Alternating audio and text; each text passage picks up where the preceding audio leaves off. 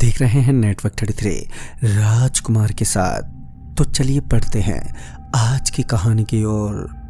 दोस्तों, मेरा नाम सुरेश है और मैं मध्य प्रदेश के एक छोटे से गांव में रहता हूं। ये बात आज से करीब 5 साल पहले की है। उस समय मैं एक ट्रक ड्राइवर की नौकरी किया करता था और हर वक्त पूरे भारत के अलग अलग कोने में सामानों को लेकर जाया करता था। अब क्योंकि मैं एक ट्रांसपोर्ट कंपनी में काम किया करता हूँ, इसलिए अक्सर मुझे देर रात को सुनसान इलाके से गुजरना पड़ता है। एक दिन की बात है, मुझे मेरे मालिक ने कुछ सामानों को देकर उसे महाराष्ट्र में डिलीवर कर देने को कहा। यूं तो मेरे साथ हमेशा मेरा एक हेल्पर रहता था जो कि हमेशा मेरे साथ ही रहता था और हम दोनों हर जगह साथ में ही जाया करते थे। लेकिन उस दिन अचानक से मेरे हेल्पर की तबीयत खराब हो गई। अब क्योंकि सामान की डिलीवरी टाइम पर करना बहुत ज़रूरी था, इसलिए मुझे उस शाम अकेले ही महाराष्ट्र के लिए निकलना पड़ा। मुझे आज भी याद है कि उस वक्त ठंड का मौसम चल रहा था, इसलिए देखते ही देखते कब शाम से रात हो गई मुझे पता ही नहीं चला। अंधेरा होते ही मैंने सोचा क्यों ना कहीं खाना खा लिया जाए। उस दिन मैंने जल्दी में अपना खाना नहीं लिया था और अक्सर शाम होते ही हम खाना खा लिया करते थे, क्योंकि फिर आगे कितनी दूर तक हमें कुछ नसीब ना हो ये कहना ज़रा मुश्किल है। मैं ये सोच ही रहा था कि तभी मेरी नज़र रास्ते में एक छोटी से ढाबे पर पड़ी। मैंने वहीं अपना ट्रक रोका और फिर उस ढाबे में जाकर खाना खाने लगा। मैंने जब वहाँ समय देखा तो पता चला कि इस वक्त रात के करीब 9:30 बज चुके हैं। मैंने वहाँ भरपेट खाना खाया और जल्दी ही वहाँ से निकलकर अपने ट्रक में बैठ गया। मैंने देखा कि इस वक्त मेरे सामने दूर तक सिर्फ सुनसान सड़क दिख रही है और ठंड की वजह से पूरे रास्ते में उसकी एक मोटी परत चढ़ चुकी थी। फिर मैंने अपने ट्रक को चालू किया और वहाँ से आगे बढ़ने लगा। थोड़ी ही देर में मैं उस सुनसान सड़क पर आ चुका था जहाँ मेरे सामने दूर तक रोशनी दिखाई नहीं दे रही थी। सुनसान सड़क को देखकर मैंने ट्रक की रफ्तार को तेज कर दिया, क्योंकि मैं जल्द से जल्द इस इलाके से बाहर जाना चाहता था। हालांकि ट्रक में लदा सामान महंगा तो था ही, और साथ ही रात में ऐसे सुनसान इलाकों में चोरी डकैती की संभावना बनी रहती है।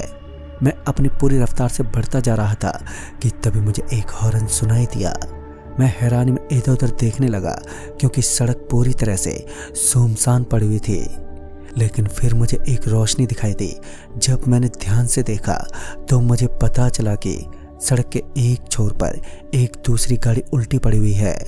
उस गाड़ी के चक्के अभी तक घूम रहे थे और कोई उस कार की लाइट को बार जला और बंद कर रहा था। ऐसा लग रहा था मानो वो मेरी मदद मांग रहा हो। ये सब देखकर मैं समझ गया कि जरूर ये दुर्घटना अभी कुछ समय पहले ही घटी है, जिस वजह से मैंने अपने ट्रक को रोकना सही समझा और फिर मैं अपने ट्रक से नीचे उतरकर उस गाड़ी की तरफ बढ़ने लगा।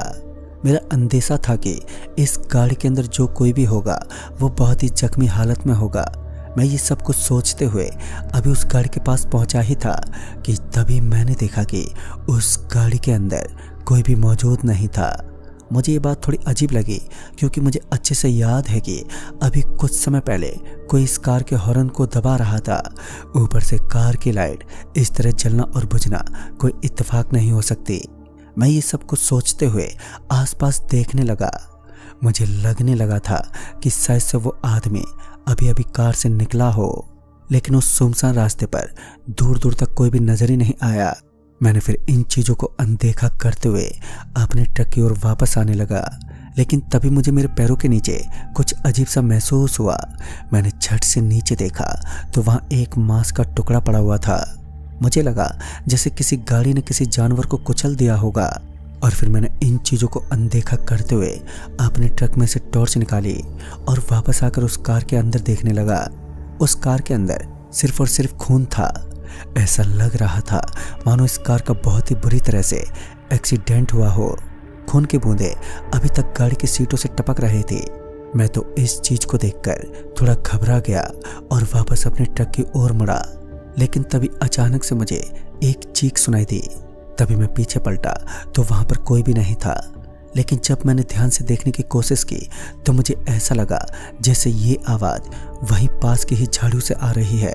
हालांकि मुझे डर तो बहुत लग रहा था, लेकिन फिर भी मैं हिम्मत रखते हुए उस झाड़ी की ओर बढ़ने लगा और थोड़ी ही दूर अंदर आने पर मेरे पैर किसी चीज़ से टकरा गए और मैं वहीं नीचे गिर पड़ा।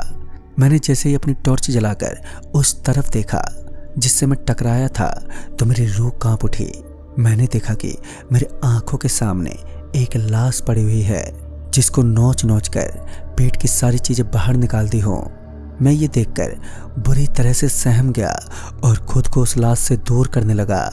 उस लाश को देखकर साफ तौर पर कहा जा सकता है कि उस इंसान की मौत अभी चंद लम्हे पहले ही हुई थी।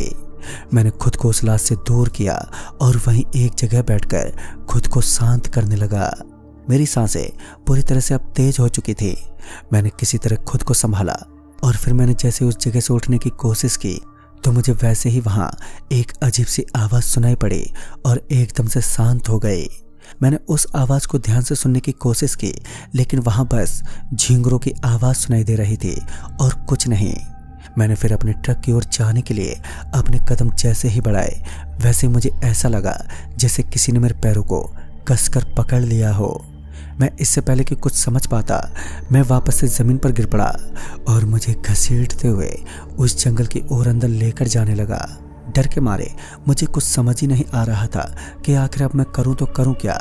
मैंने झट से अपनी टॉर्च को जलाकर उस चीज़ को देखने की कोशिश की और जैसे ही मैंने टॉर्च को जलाया तो मैंने देखा कि मेरे पैरों को किसी चीज़ ने पकड़ा हुआ है।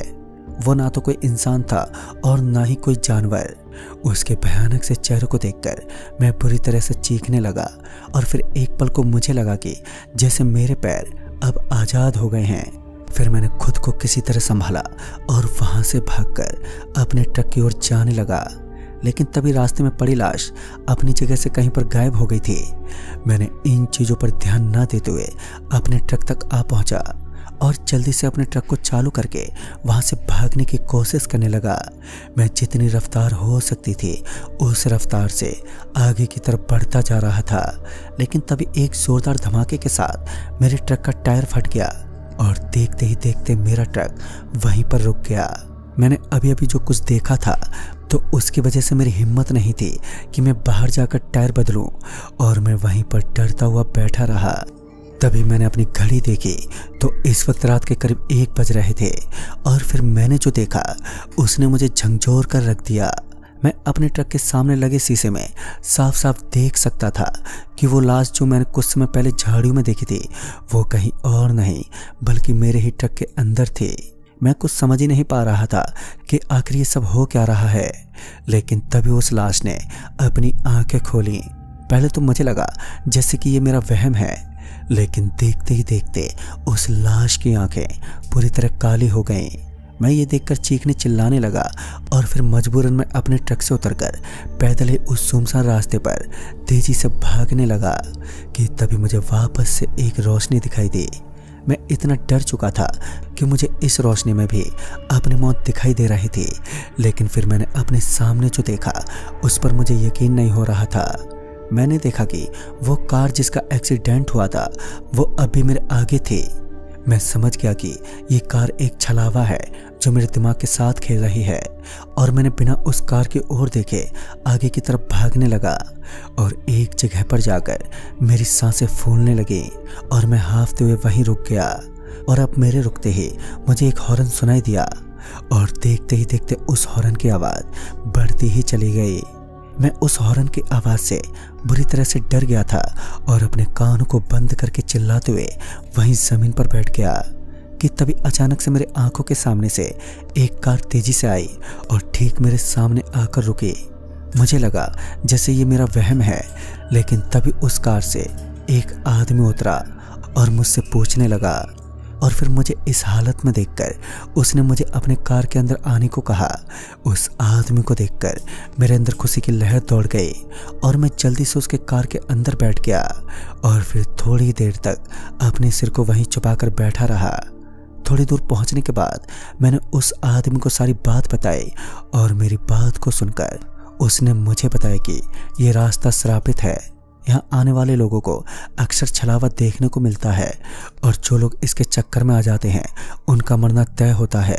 तुम तो बहुत ही भाग्यशाली हो जो जिंदा बच गए। दोस्तों, उस दिन के बाद से मैंने उस काम को छोड़ दिया और दोबारा कभी उस रास्ते की तरफ मुड़कर नहीं देखा। आज भी जब मैं रात के सफ़र पर कहीं पर जाता हूँ तो मेरी रूह कांप जाती है। तो दोस्तों इस कहानी में बस इतना ही। कहानी आपको पसंद आई हो तो लाइक शेयर ज़रूर करें और साथ ही हमें कमेंट बॉक्स में ज़रूर बताएं। तो मैं आपका दोस्त राजकुमार जल्दी ही मिलूँगा ऐसी ही एक और नई कहानी के साथ। तब तक के लिए बाय एंड टेक केयर।